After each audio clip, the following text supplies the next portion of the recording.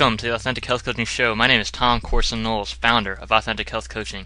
Hey, if you haven't checked us out at AuthenticHealthCoach.com, please do. We have an amazing free report for you with Dr. Corson's top 5 nutrition tips. It is the #1 guide to taking your health to the next level. And today in the show we have an amazing guest for you, Andrew Johnston. And Andrew has been a personal trainer for many years. He's been a professional cyclist and competed in many triathlon championships, as well as with the U.S. World Triathlon team. And he has been voted by the Men's Journal as the best personal trainer in 2005 and in 2006. And he's been in the Hawaii Ironman World Championships, and he's been featured in this amazing documentary, Living is Winning, about his inspirational life and his story.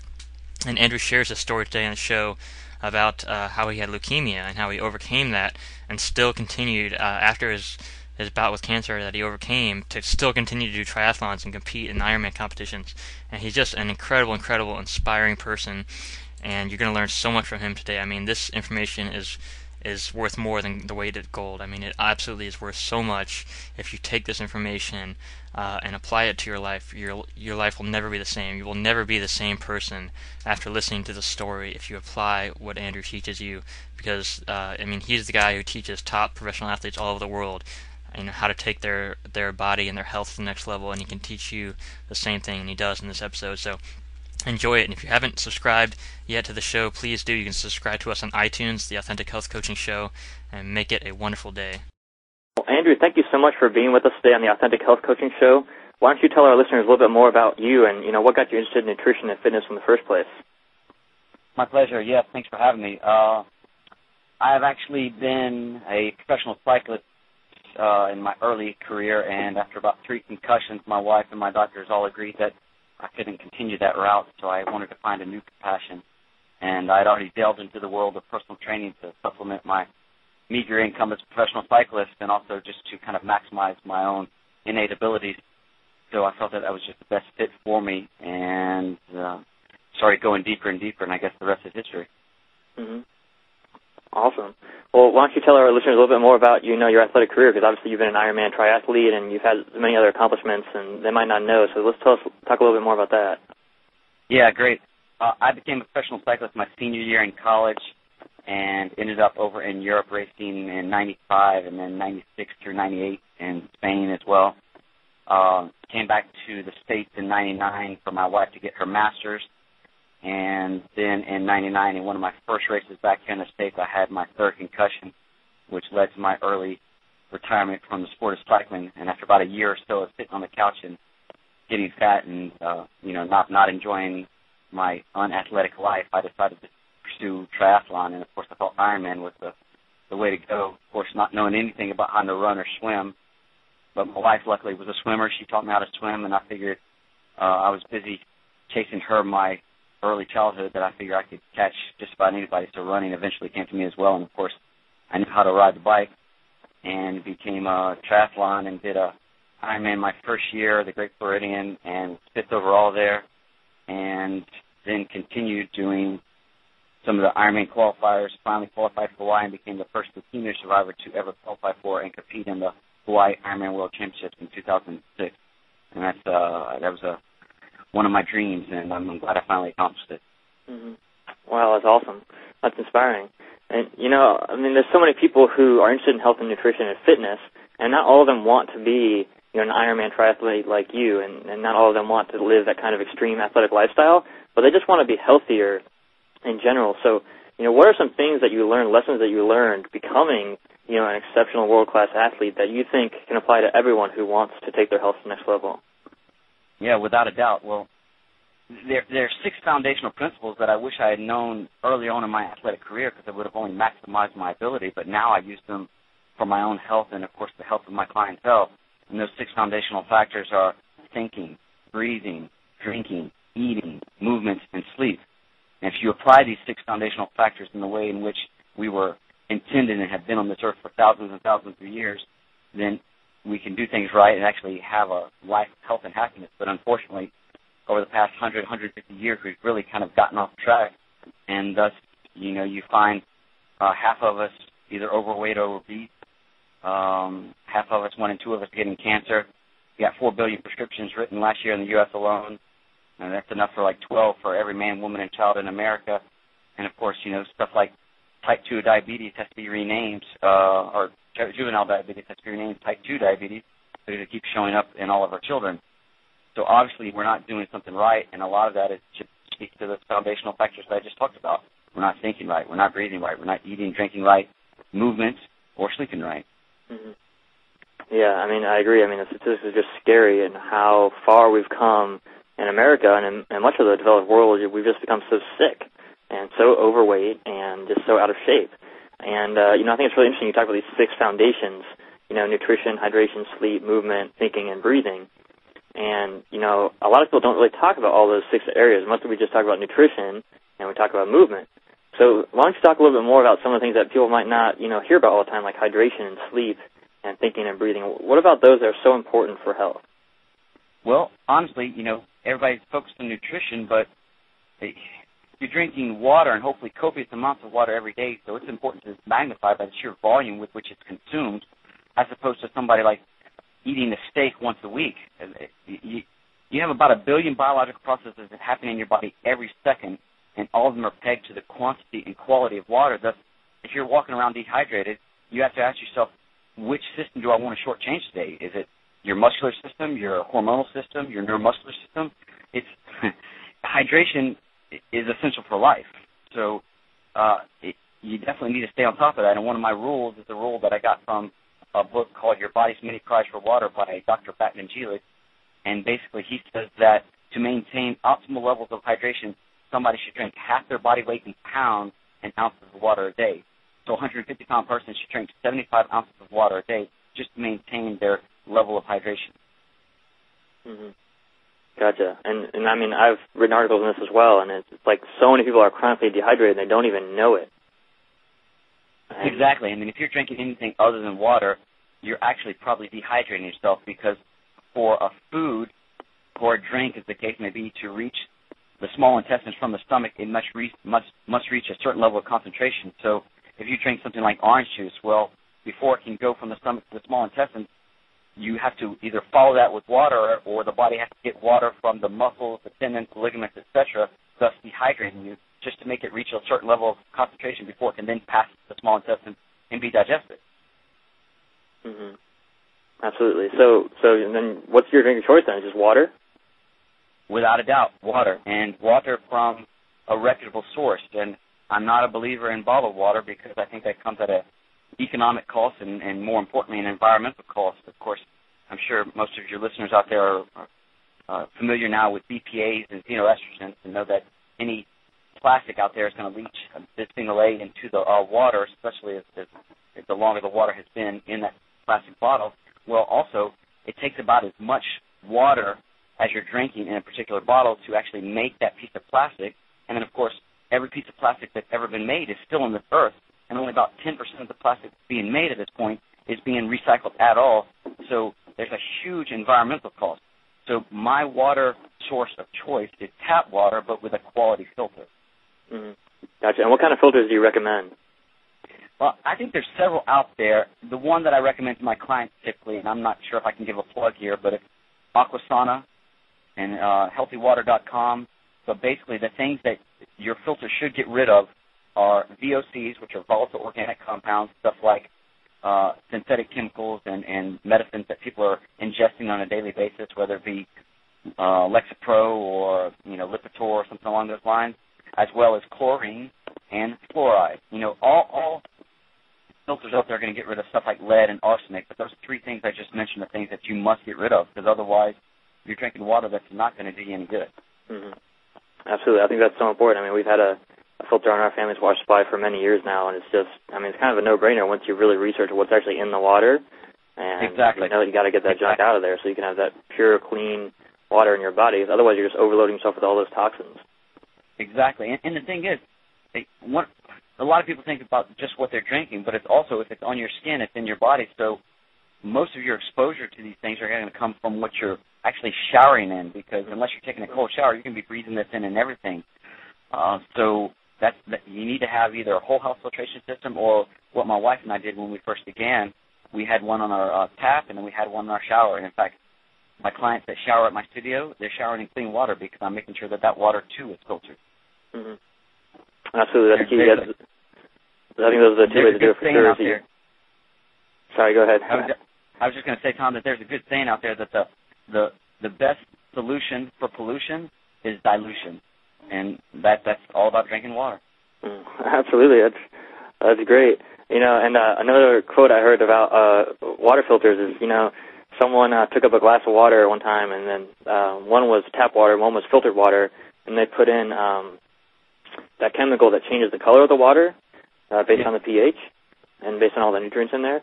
And so they said, they show up the two glasses of water. The one that's pure and filtered is totally clear, and the other one is just this dirty, mucky, disgusting-looking water. And they said, you know, you can either buy the filter or you can be the filter.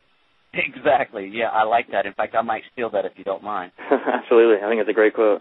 And it's so true. You know, you can either feed your body what it needs, the pure things it needs, or your body's going to have to filter all that junk out for you, and it's going to drag you down and drag down your energy. Well, exactly. And along those lines, a lot of people tell me about, well, their main deterrent for buying organic food is the fact that it's so expensive. Well, is it expensive to buy your food, or is it expensive to see the doctor? You know, because you're going to either pay for it now or you're going to pay for it later. Mm-hmm. And the truth of the matter is, everything you're putting in your body is becoming you. You're replacing 2 million red blood cells every second. You know, your skin every 3 days, your bones every 3 weeks, your entire body every year. And the building block of all the cellular turnover is what you're putting on your mouth on a daily basis. So you better make sure that's quality stuff. Again, another saying is you can't make chicken salad out of chicken crap. And it's the truth. If you're walking around eating fast food and 90% of the money spent on food in this country is spent on fast food, well, guess what? As I tell my clients, you cannot buy health at the drive-thru. Yeah, that's so true. That's so true. So let's talk about sleep then. What about sleep? I mean, because obviously sleep is important. Everyone knows sleep is important, but, you know, we don't really talk about it a lot, you know, when we're talking about training or we're talking about making some lifestyle changes. Right. Well, sleep's all about circadian rhythm. That's a 24-hour cycle, and it's the cycle off which all your other rhythms are built, your weekly, your monthly, your yearly. And so if its foundation is not solid, it's only a question of, you know, how long until you're going to fall off into disease or dysfunction on some level.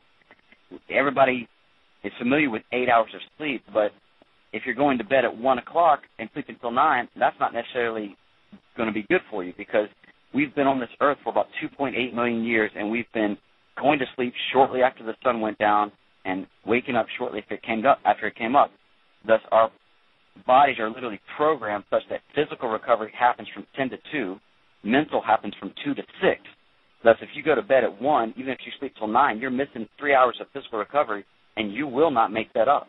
And that's going to manifest sooner or later as susceptibility to colds or other illnesses, or your allergies start to go haywire, or your knees start to ache because you can't recover from your daily run or even daily life. You know, keep that up long enough and you get to add fat to your sick and tired. It's just not how we're made to live, and it's only because we're, you know, watching TV, we've got computers now, and everybody's hanging around and seeing how many friends they have on Facebook. We're not honoring our circadian rhythm. Absolutely. I think that's really a powerful tip, and it's really true. I mean, it's just how we evolved. It's, you know, we're animals, and a lot of people, they tend to forget that. They think humans are something different, but, you know, we're just animals like everyone else, and we follow the laws of nature like everything else on this planet. And so it's really important to understand what those laws are. Exactly. Yeah.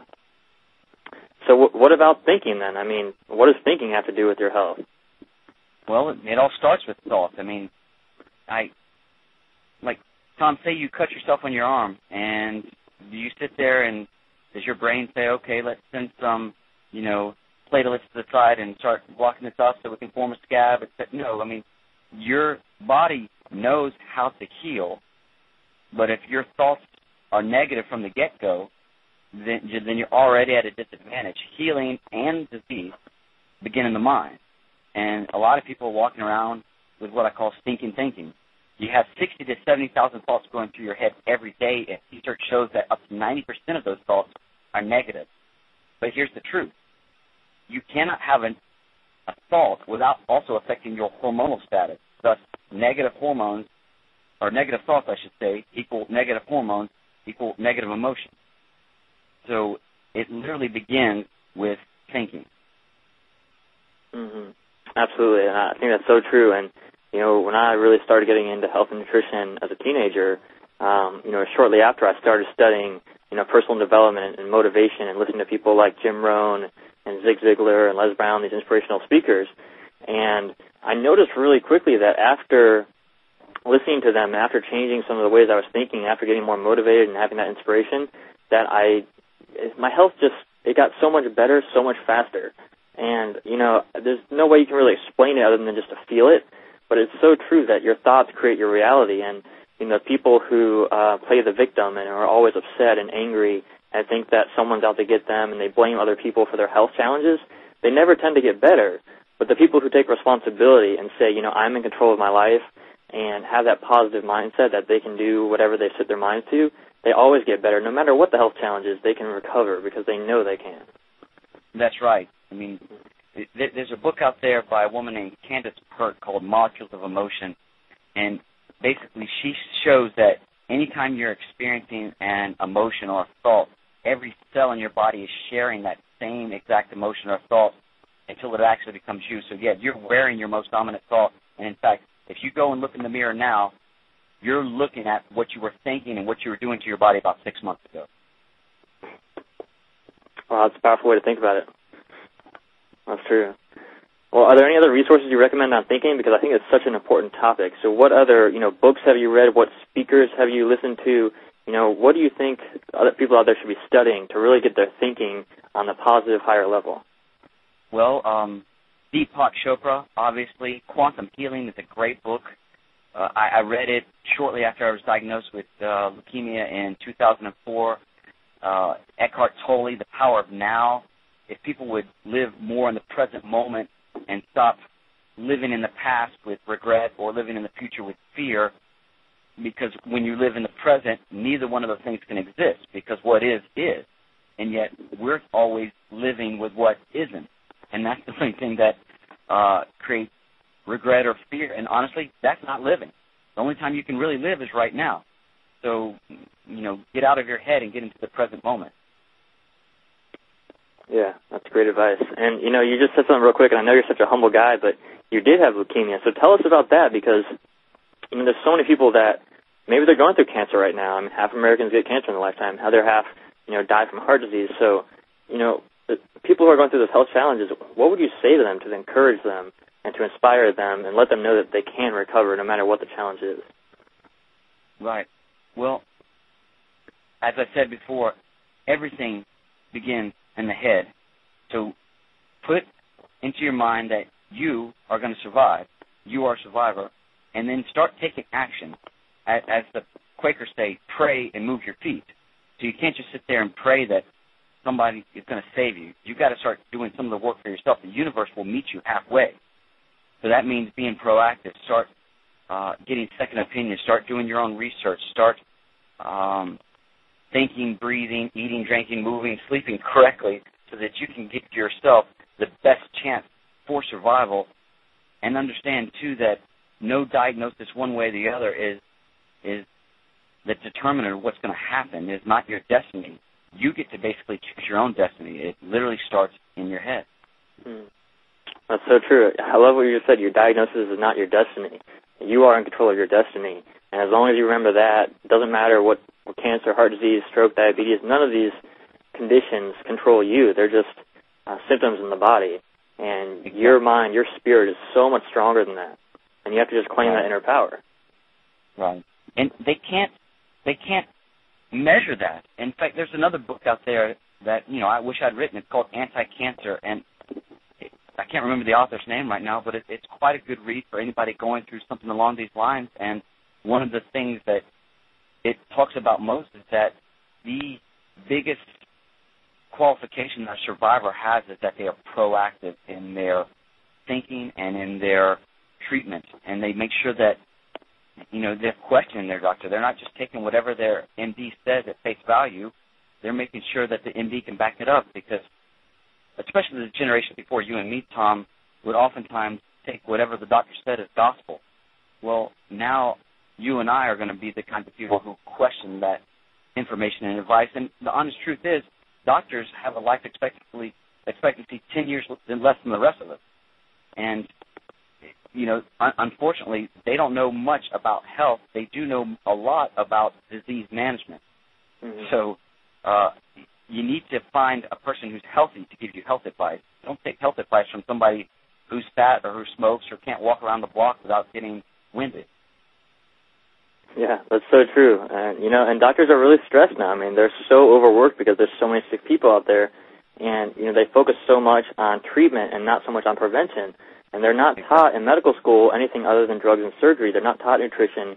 They're not taught alternative health care because there's just not enough time for it. And so they're really focused on one small area of health, and it's really important that you have a wider spectrum. You want a good team. I always talk about having a good team of health professionals with you, and one of them should obviously be a doctor. But if you rely only on that one doctor, you're missing the rest of the parts of the team and the rest of the parts of good health. That's right. And, in fact, one of the things that I try to do when I'm working with a client is what's called surrounding the dragon, and I'm going to attack it from several different angles, knowing that all of those angles are going to work together to give that client a good chance at overcoming that knee injury or getting rid of that high blood pressure or getting rid of depression, if the case may be. You have to surround the dragon and attack it from all different angles because not one thing works for one person. It's a whole bunch of different aspects that work together. Mm-hmm. Absolutely. And, you've got to do whatever it takes until you get better.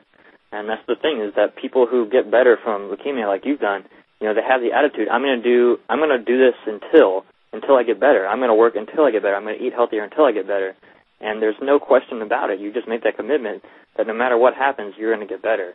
And you're going to do whatever it takes. If that includes, going to see 20, 30, 50 different health professionals until you get it right, then that's what you're going to do.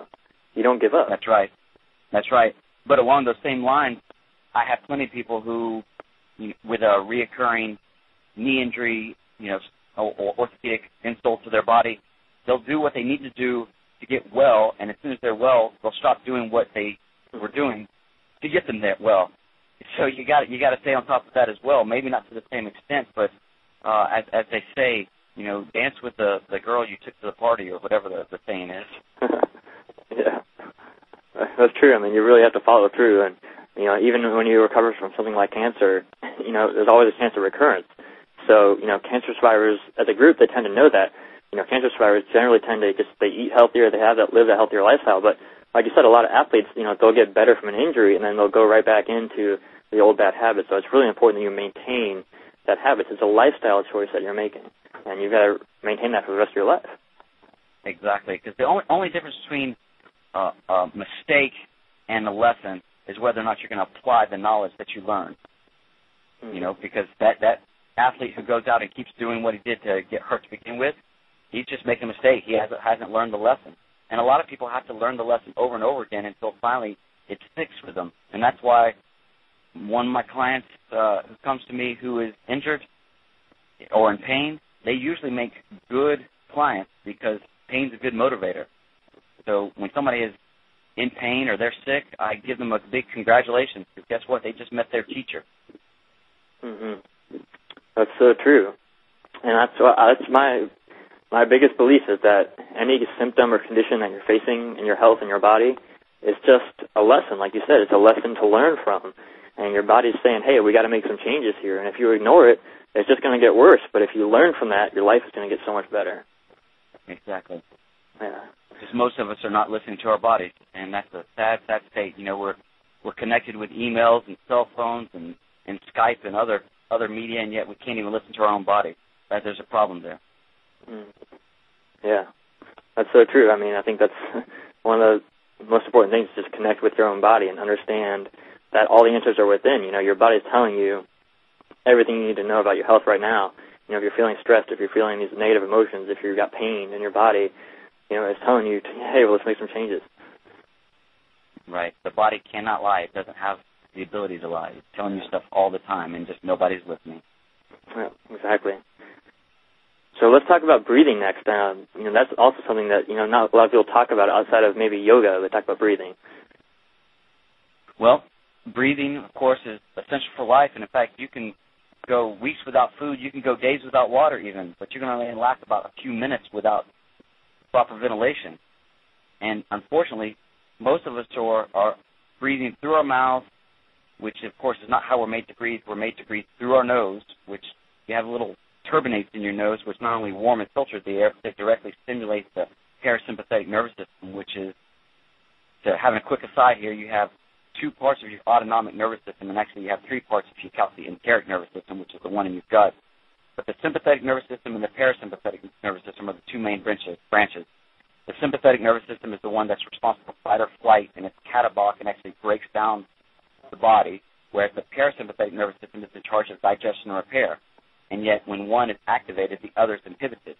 So if you're walking around 24/7 in sympathetic dominant mode and constantly breaking down your body, you'll never be able to repair. And the average person is breathing 25,000 times a day.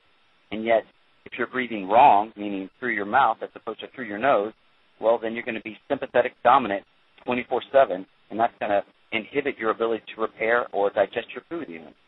So that is absolutely essential for health.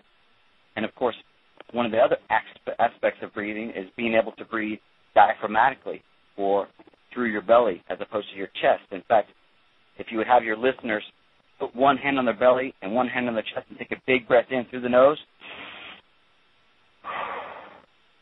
and see which hand moved first, the hand on the belly should rise first and the chest should move last, if at all. That's a diaphragmatic breath, and that's filling the bottom third of the lungs where you have stale, stagnant air if you're a chest breather, and that's where most of us are chest breathers because we're stressed all the time, and that's how you breathe when you're stressed, through your mouth and with your chest. That's powerful. So, obviously we need to breathe that deep breath.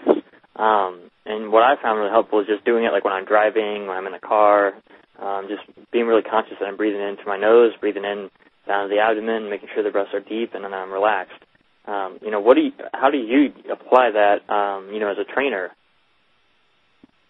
Well, I come across clients when I'm assessing them that are obvious chest breathers. I have several tests that I run during the assessment that determines that.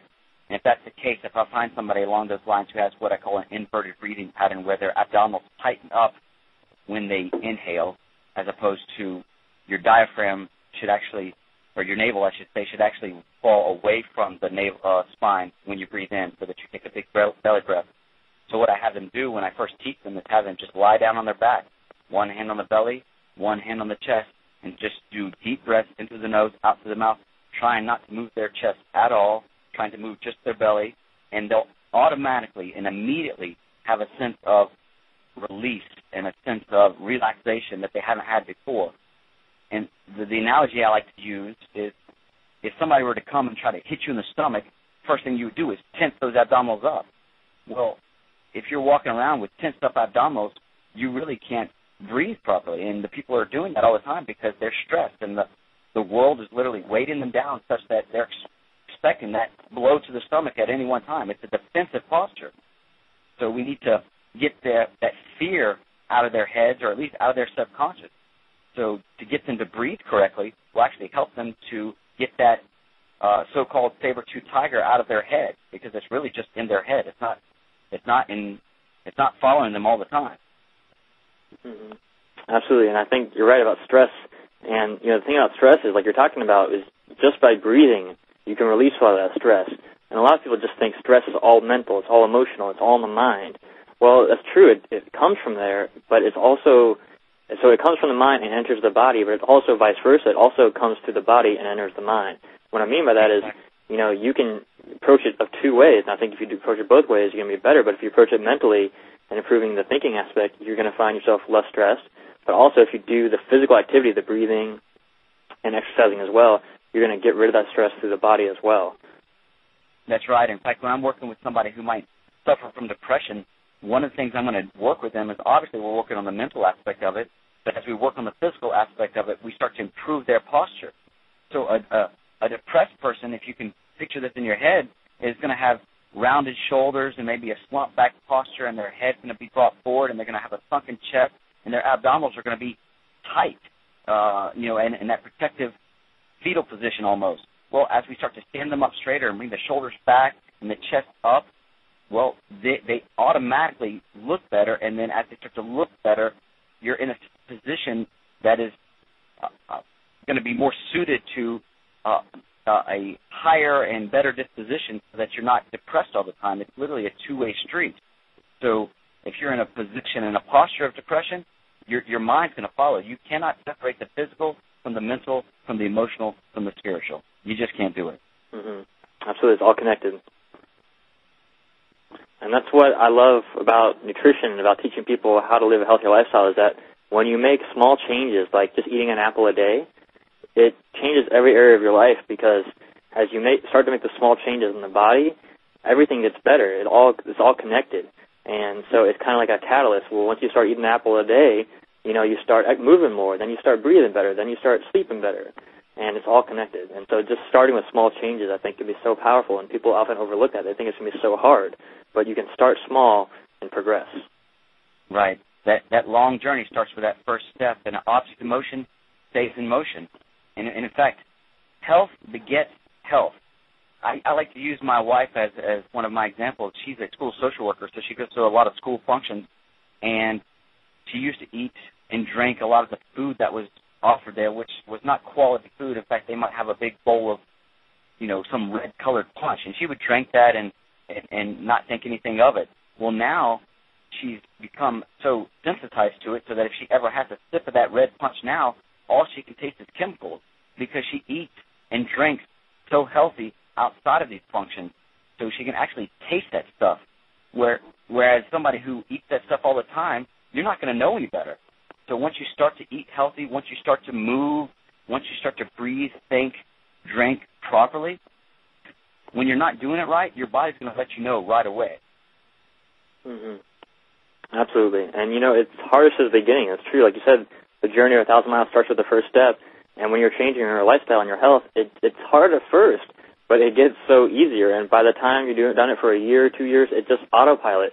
You don't even think about it anymore, because you're totally changed. All your thoughts are changed. Your body's changed. Your feelings changed. Your breathing's changed. Everything's changed. And it's just a new normal for you. And so there's just that transition period that you've got to get through. And that's why I think it's so important to have a coach during that transition, because it just makes it easier. That's right. And in fact, for some of those people, I get the questions all the time that say, well, how do I start making these changes? Or just give it time, and give your taste buds, for example, time to change and taste real food. Because I grew up eating Fruit Loops, and then as I started racing bicycles, I'm thinking, well, I need to start eating more healthy food. I went from Fruit Loops to like Raisin Bran but with 2 scoops of sugar. And then it was Raisin Bran with 1 scoop, and then Raisin Bran with half a scoop, and then just Raisin Bran with no sugar. And to tell you the truth, now I don't eat cereal because it's too sweet for me at this point. My taste buds have changed. And somebody that doesn't believe me, I just say, well, when's the first time you tasted alcohol, and did you like it? And they say, no, but you learned to drink and taste alcohol and develop a taste for it. Well, you can develop a taste for it eating real quality food, whether it be broccoli or spinach or whatever. Because when I first ate broccoli, I didn't particularly like it. Now I love it. Mm-hmm. Absolutely. It's so true. The same thing happened for me when I was a teenager. I started just eating healthier and stopped drinking the pop, and my taste just changed over time. And it's something that's called metabolic reprogramming. It's where your body, once you start getting that good nutrition in your body, it starts to crave more and more of it, because it knows that's what's good for it. And so you start to crave the broccoli and the spinach and the cabbage and the veggies and the fruits, because your body knows what you want. And then after a while, your taste is changing. I cannot drink soda pop anymore. I drink that and spit it out right away. It's disgusting. The stuff has like a pH of like 2. It's like battery acid almost. Exactly. Yeah, and the thing is, too, I think ignorance is bliss. And so the more you know about what some of these things are doing to you and your body, the harder it is to continue to do these things to your body, because it's just a complete injustice. And if you can give your body what it needs, for example, a lot of people out there eating too many grains. Well, grains have what's called phytic acid. Phytic acid inhibits the absorption of calcium, iron, magnesium, and zinc. Well, zinc is a nutrient that's necessary for you to taste your food. Thus, if you get rid of those grains and that phytic acid stops inhibiting your ability to absorb zinc, well, now you can start tasting the sweetness of your food or the saltiness of your food. And so something that used to taste good to you now tastes too sweet, and you don't want it anymore. Mm-hmm. Absolutely, and by that point it becomes easy. Obviously, when your taste change, it just becomes so easy to maintain that healthy diet. Right. So what are some basics for nutrition that you teach people if someone's just getting started, whether they're an athlete or whether they're just trying to get healthier, what are some basic nutrition principles that you start with and teach everyone? Well, I like to give them my rules, which I actually took from my mentor, Paul Chek. But here are the rules. If God didn't make it, don't eat it. If it hasn't been on this earth for 5,000 years, don't eat it. The more ingredients in the food, the worse it is for you. The longer the shelf life of a food, the worse it is for you. And the more health claims made about a food, the worse it is for you. And an example I like to say here is the woman who came up with the original food pyramid, her name's Louise Light, and in 1991 she brought the food pyramid to the USDA, and yet her base was 6 to 11 servings of fruits and vegetables. And then when it came out, it was 6 to 11 servings of grains, and she's like, what the heck is that? And they said, grain lobby. Anytime you see something that seems contrary to common sense or how we got here, then you have to think, well, who's gaining something here? Usually who's gaining financially? In the case of the grains, it's the grain lobby. In the case of the vegetable oils, it's the vegetable oil lobby. And, aspartame, soy, etc. Look at how we've lived for thousands of years. Emulate your ancestors, your grandparents, or at least your great-grandparents, and you can't go wrong. It's common sense, and it's actually quite easy. Mm-hmm. Absolutely, and I love that rule. If God didn't make it, don't eat it. I think that's so true. You've got to just get back to that natural diet, the fruits, the vegetables, the beans, the legumes, the nuts and the seeds, the basics of a healthy diet. Right. So what about exercise? What are the benefits of exercise? Well, movement is life, and life is movement. So you need to exercise every day. Unfortunately, less than 8% of the U.S. population does any form of exercise whatsoever, and that includes walking the dog. So we need to get moving. And if you're not moving at all, what I would say is just start doing things like park the car farther away from the grocery store and walk to the grocery store. Take the stairs instead of the elevator. And then when you get into a formalized type of exercise, well, do something that you enjoy, because they've done health studies on rats where they put a rat on a treadmill and they let him run and his health markers improve. They put that same rat on a treadmill and force him to run and his health markers go down. So you should do something you enjoy. And admittedly, I may not enjoy some of my harder weight training sessions, but I do enjoy the benefits, for example, of those weight training sessions, and I understand the good it's doing for me. So I can talk myself into doing it, and usually starting the hardest part. If I can get past the first 5 minutes, I'm good. And after 5 minutes, if I don't want to do the exercise, it probably means I don't need to be doing the exercise and I should rest. So that's one thing I would offer your audience. Another thing is the fact that cardiovascular training is way overdone in this society. You need more weight training and less cardiovascular training, partly because cardiovascular training actually stimulates the sympathetic nervous system again, that fight-or-flight system. And in fact, when you and I were cavemen and women, the only time we went running for 45 minutes, an hour at a time is when we were running or fighting for our lives. And so it's going to actually stimulate that fight-or-flight system and break down muscle tissue and trigger cortisol release, which is going to make us older, dumber, fatter, and sicker. And that's why when I'm designing somebody's program, I keep their workout sessions at 45 minutes or less, because intermittent glucocorticoid production is actually good for your immune system, but consistent or chronic glucocorticoid production actually inhibits your immune system. So cardiovascular training is not where it's at. Yeah, I think that's so true, because a lot of people, they just overdo it. They think, well, gosh, if I run for 4 hours, I'm going to be so much healthier, but it's really so much better just to do those 15, 30-minute workouts that you enjoy and do them on a much more regular basis and make that just a part of your lifestyle. Like if you're going to take your dogs to the park, play with your dogs in the park, play Frisbee, run with the dogs, but, don't do it for 5 hours and think that, your health is going to turn around just because you went all out. Right. And see, you're talking right now to an aerobic animal. I love aerobic conditioning. I was a professional cyclist at one time. I raced Ironman triathlons now. So I have to do my cardiovascular training and long hours of cardiovascular training because I want to compete and I want to be efficient. And yet I know it's not good for me, so I'm doing other things such as weight training, which is giving me the anabolic stimulus, as well as thinking, breathing, eating, drinking, and sleeping correctly so that my body is more resilient and can handle the quote-unquote injustice of all that cardiovascular conditioning. And yet, even then, I understand that if your goal is body transformation, cardiovascular training is actually not a good thing for you, because each time you go out and run, you get more efficient at running. You're making yourself into a Honda Civic. You're getting good gas mileage, whereas if you want to get lean, you want to have bad gas mileage. You want to be a sports car. So the analogy I use is look at an Olympic marathon runner and look at an Olympic 100-meter sprinter. They're both very thin, but one is thin and emaciated, the marathon runner, and one is thin, lean, and muscular and looks like the epitome of health, the 100-meter sprinter. And his idea of cardio is about 9.86 seconds, and then you're done. Whereas the marathon runner is going to go run for 2 hours at a time. One is not conducive to health. Mm-hmm. That's so true. And, you see that with so many of these athletes, especially marathon runners, and they don't take care of their nutrition like you do, and they don't pay attention to the sleeping and all these things that go together, and they're just creating so much oxidative stress and so much damage in their body, so much aging in their body, because they're just producing so much free radicals, so much damaged proteins and so forth from all that exercise, all that excess burning of fuel. Exactly, and exercise is a stress, and if you stress the system that's already in the red, you're going to break that system. It's not a question of if, it's a question of when. Absolutely, and you see this all the time with athletes. There's overtraining. You hear about overtraining all the time, or you see professional athletes or college athletes who just drop dead at the age of 30, and you think, wow, they were so healthy. How could they die from a heart attack at the age of 30? The athlete looks so healthy.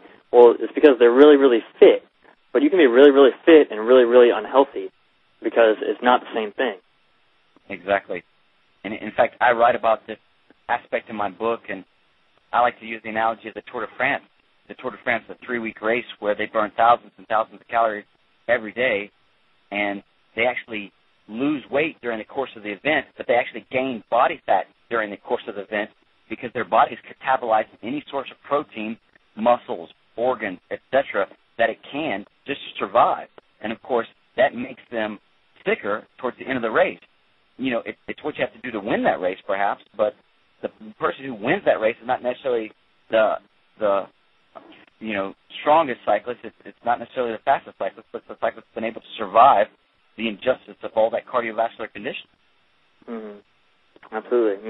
The body is a precious thing. You really got to, like it says in the Bible, treat your body like a temple and really take good care of it. And it's okay to be a marathon runner. There's nothing wrong with that. Just understand it's hard on the body, and you have to take extra good care of it to protect yourself.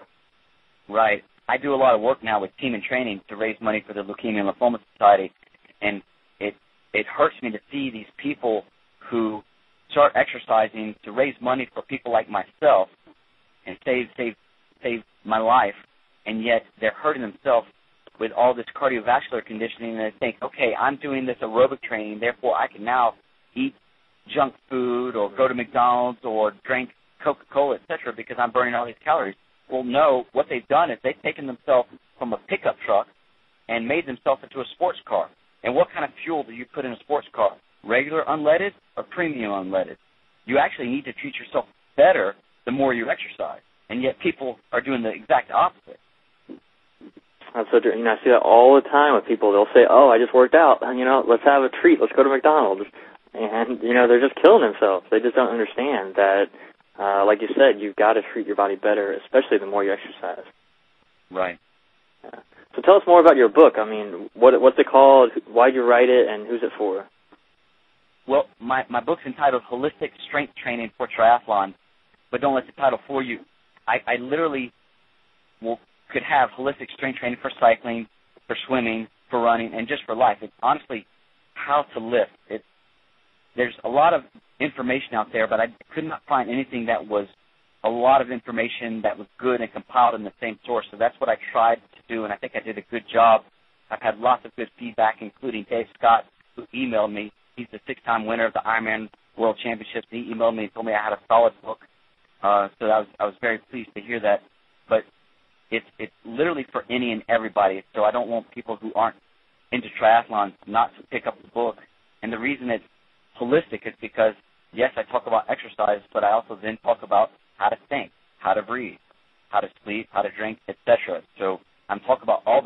foundational factors and not just movement, because you can be on the best exercise program in the world, but until you get those other factors right, that program's not going to do you any good, and in fact, it could do you harm. That's why my whole final section of the book is devoted to proper nutrition and lifestyle. Absolutely. And I wrote it specifically because the team and training people that are raising money for the Leukemia and Lymphoma Society, I felt that they needed a Bible to refer to.